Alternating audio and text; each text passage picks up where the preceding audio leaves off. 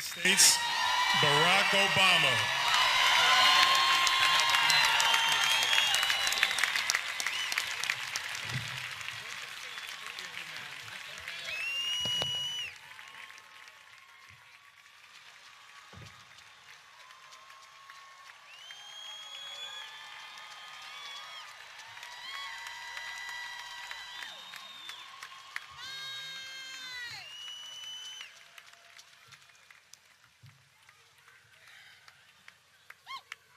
To the King family who have sacrificed and inspired so much.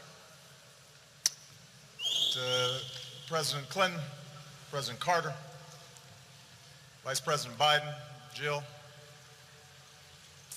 fellow Americans. 5 decades ago today, Americans came to this honored place to lay claim to a promise made at our founding. We hold these truths to be self-evident, that all men are created equal, that they are endowed by their Creator with certain unalienable rights, that among these are life, liberty, and the pursuit of happiness. In 1963, almost 200 years after those words were set to paper, a full century after a great war was fought and emancipation proclaimed, that promise, those truths, remained unmet. And so they came by the thousands from every corner of our country. Men and women, young and old, blacks who longed for freedom and whites who could no longer accept freedom for themselves while witnessing the subjugation of others. Across the land, congregations sent them off with food and with prayer. In the middle of the night, entire blocks of Harlem came out to wish them well. With the few dollars they scrimped from their labor, some bought tickets and boarded buses, even if they couldn't always sit where they wanted to sit. Those with less money hitchhiked or walked. They were seamstresses and steel workers, students and teachers, maids and Pullman porters. They shared simple meals and bunked together on floors. And then, on a hot summer day, they assembled here in our nation's capital, under the shadow of the great emancipator, to offer testimony of injustice, to petition their government for redress, and to awaken America's long slumbering conscience.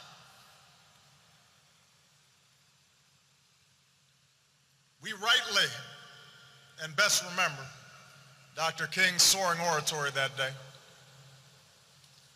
how he gave mighty voice to the quiet hopes of millions, how he offered a salvation path for oppressed and oppressors alike. His words belong to the ages, possessing a power and prophecy unmatched in our time. But we would do well to recall that day itself also belonged to those ordinary people whose names never appeared in the history books, never got on TV. Many had gone to segregated schools and sat at segregated lunch counters.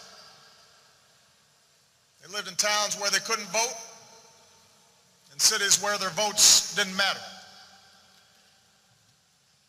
There were couples in love who couldn't marry. Soldiers who fought for freedom abroad that they found denied to them at home. They had seen loved ones beaten and children fire-hosed. And they had every reason to lash out in anger or resign themselves to a bitter fate. And yet, they chose a different path. In the face of hatred, they prayed for their tormentors. In the face of violence, they stood up and sat in with the moral force of nonviolence. Willingly, they went to jail to protest unjust laws, their cells swelling with the sound of freedom songs. A lifetime of indignities had taught them that no man can take away the dignity and grace that God grants us. They had learned through hard experience what Frederick Douglass once taught, that freedom is not given, it must be won through struggle and discipline, persistence and faith.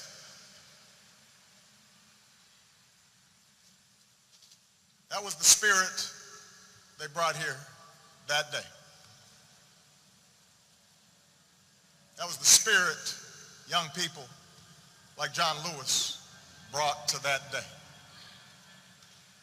That was the spirit that they carried with them like a torch back to their cities and their neighborhoods. That steady flame of conscience and courage that would sustain them through the campaigns to come. Through boycotts and voter registration drives, smaller marches far from the spotlight. Through the loss of 4 little girls in Birmingham and the carnage of the Edmund Pettus Bridge. In the agony of Dallas, and California, and Memphis. Through setbacks and heartbreaks and gnawing doubt, that flame of justice flickered. It never died. And because they kept marching, America changed. Because they marched, the civil rights law was passed. Because they marched, a voting rights law was signed. Because they marched, doors of opportunity and education swung open so their daughters and sons could finally imagine a life for themselves beyond washing somebody else's laundry or shining somebody else's shoes. Because they marched, city councils changed and state legislatures changed and Congress changed and yes, eventually the White House changed.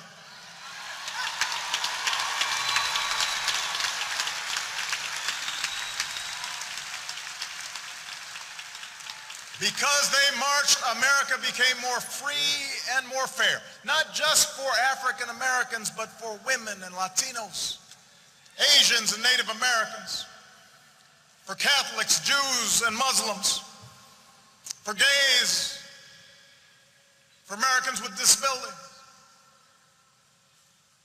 America changed for you and for me. And the entire world drew strength from that example.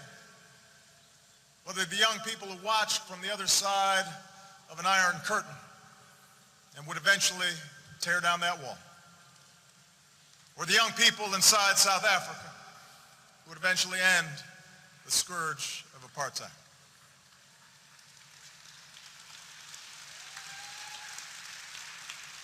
Those are the victories they won, with iron wills and hope in their hearts. That is the transformation that they wrought with each step of their well-worn shoes. That's the debt that I and millions of Americans owe those maids, those laborers, those porters, those secretaries, Folks who could have run a company maybe if they'd ever had a chance. Those white students who put themselves in harm's way even though they didn't have to. Those Japanese Americans who were called their own internment. Those Jewish Americans who had survived the Holocaust. People who could have given up and given in, but kept on keeping on, knowing that weeping may endure for a night, but joy cometh in the morning.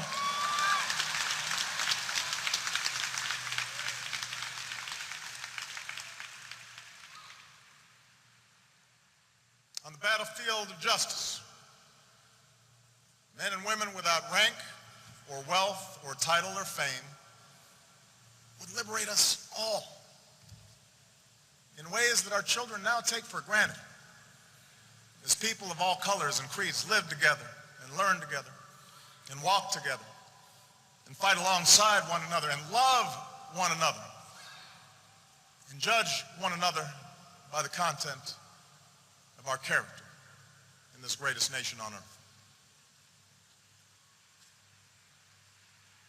To dismiss the magnitude of this progress, to suggest, as some sometimes do, that little has changed, that dishonors the courage and the sacrifice of those who paid the price to march in those years.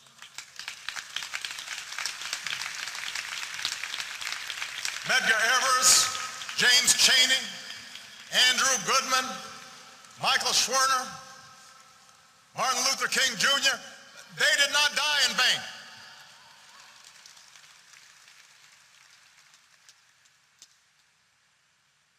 Their victory was great. But we would dishonor those heroes as well, to suggest that the work of this nation is somehow complete. The arc of the moral universe may bend towards justice, but it doesn't bend on its own. To secure the gains this country has made requires constant vigilance, not complacency. Whether by challenging those who erect new barriers to the vote, or ensuring that the scales of justice work equally for all and the criminal justice system is not simply a pipeline from underfunded schools to overcrowded jails, it requires vigilance.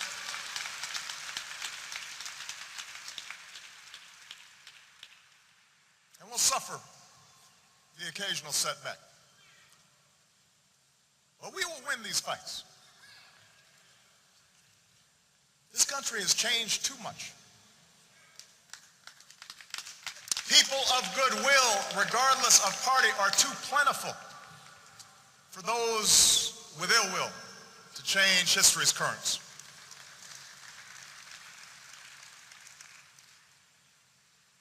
In some ways, though, the securing of civil rights, voting rights, the eradication of legalized discrimination, the very significance of these victories may have obscured a second goal of the march. For the men and women who gathered 50 years ago, we're not there in search of some abstract idea.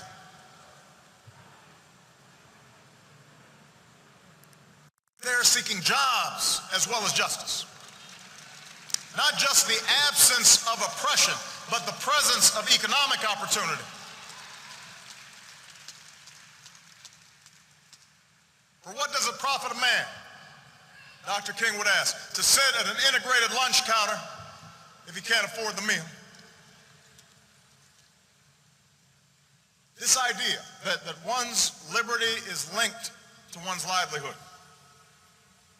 that the pursuit of happiness requires the dignity of work, the skills to find work, decent pay, some measure of material security, this idea was not new.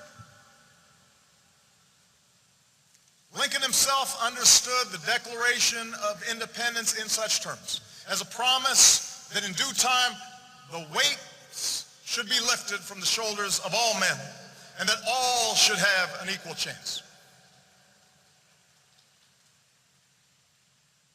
And Dr. King explained that the goals of African Americans were identical to working people of all races. Decent wages, fair working conditions, livable housing, old age security, health and welfare measures, conditions in which families can grow, have education for their children, and respect in the community. What King was describing has been the dream of every American. It's what's lured for centuries new arrivals to our shores. And it's along this second dimension of economic opportunity, the chance through honest toil to advance one station in life, where the goals of 50 years ago have fallen most short. Yes, there have been examples of success within Black America that would have been unimaginable a half century ago. But as has already been noted, Black unemployment has remained almost twice as high as white employment. Latino unemployment close behind. The gap in wealth between races has not lessened, it's grown. As President Clinton indicated, the position of all working Americans, regardless of color, has eroded, making the dream Dr. King described even more elusive. For over a decade, working Americans of all races have seen their wages and income stagnate, even as corporate profits soar, even as the pay of a fortunate few explodes. Inequality has steadily risen over the decades. Upward mobility has become harder.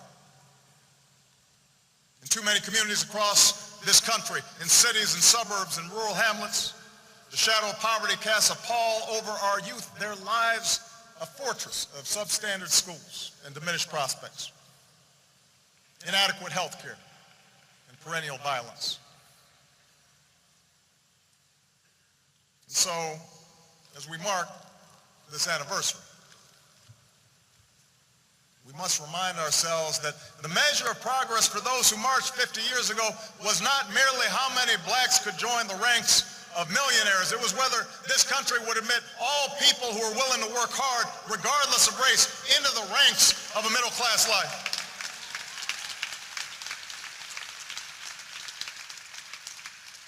The test was not and never has been whether the doors of opportunity are cracked a bit wider for a few. This is whether our economic system provides a fair shot for the many, for the black custodian and the white steelworker, the immigrant dishwasher, and the Native American veteran. To win that battle, to answer that call, this remains our great unfinished business.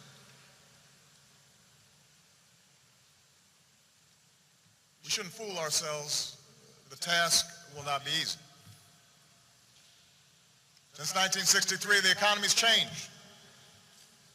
The twin forces of technology and global competition have subtracted those jobs that once provided a foothold into the middle class, reduced the bargaining power of American workers. And our politics has suffered. Entrenched interests, those who benefit from an unjust status quo, resisted any government efforts to give working families a fair deal, marshaling an army of lobbyists and opinion makers to argue that minimum wage increases or stronger labor laws or taxes on the wealthy who could afford it just to fund crumbling schools, that all these things violated sound economic principles.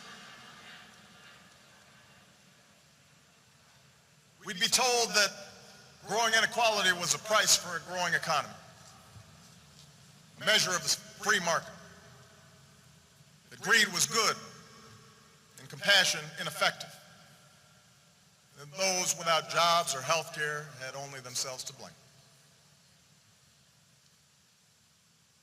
Then there were those elected officials who found it useful to practice the old politics of division, doing their best to convince middle-class Americans of a great untruth, that government is itself to blame for their growing economic insecurity, that distant bureaucrats were taking their hard-earned dollars to benefit the welfare cheat or the illegal immigrant.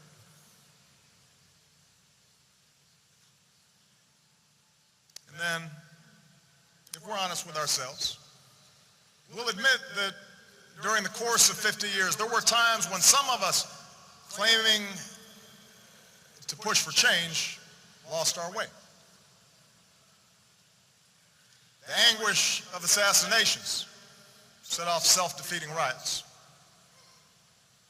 Legitimate grievances against police brutality tipped into excuse-making for criminal behavior.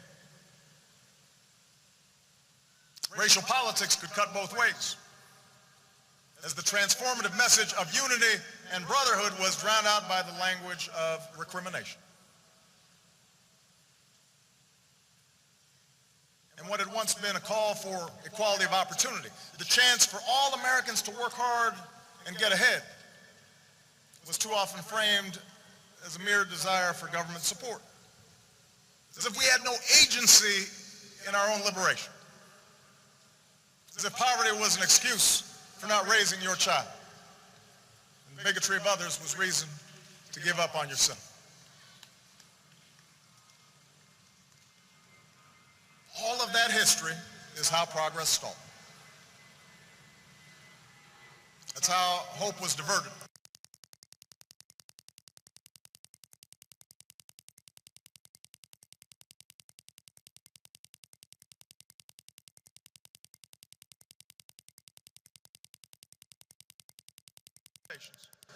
Where politics is a zero-sum game, where few do very well while struggling families of every race fight over a shrinking economic pie. That's one path.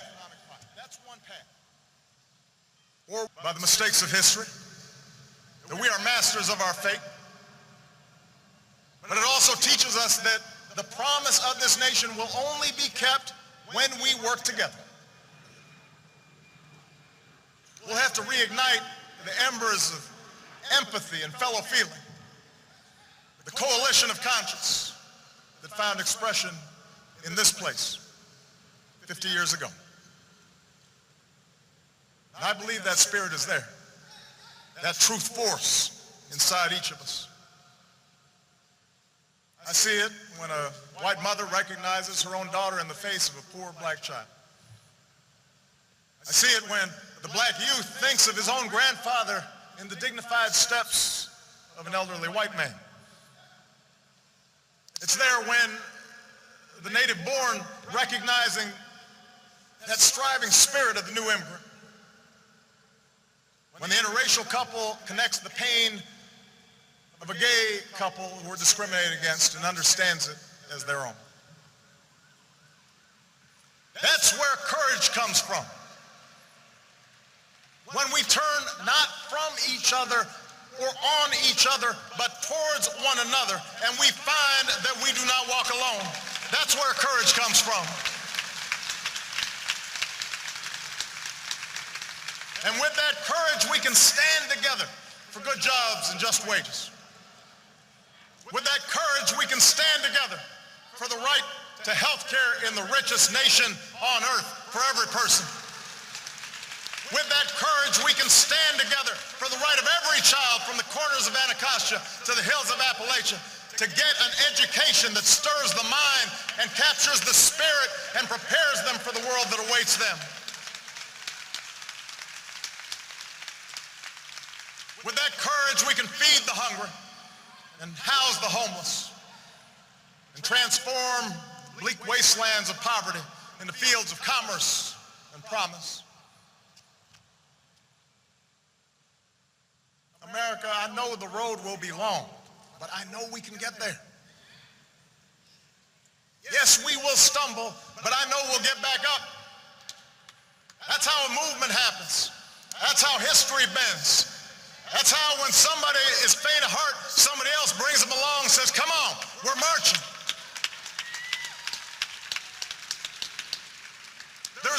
reason why so many who marched that day and in the days to come were young. For the young are unconstrained by habits of fear, unconstrained by the conventions of what is.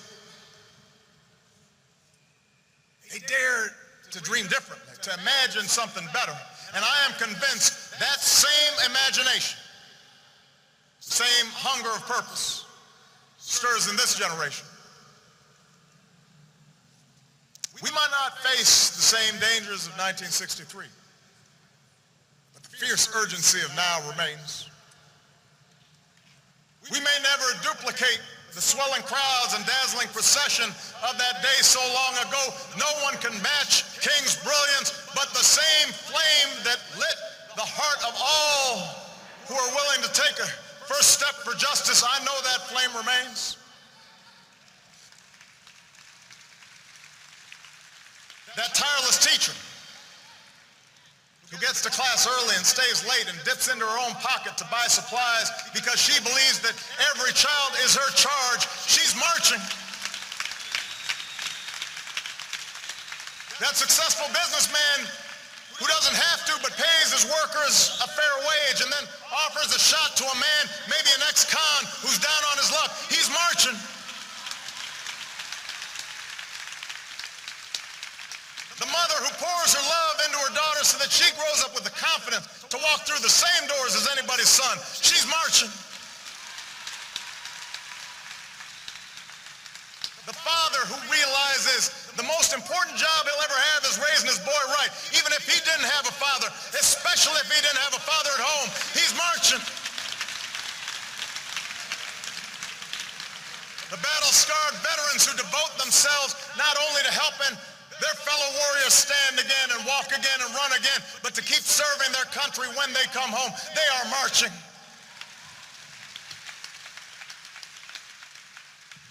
Everyone who realizes what those glorious patriots knew on that day, that change does not come from Washington, but to Washington. The change has always been built on our willingness, we, the people, to take on the mantle of citizenship. You are marching.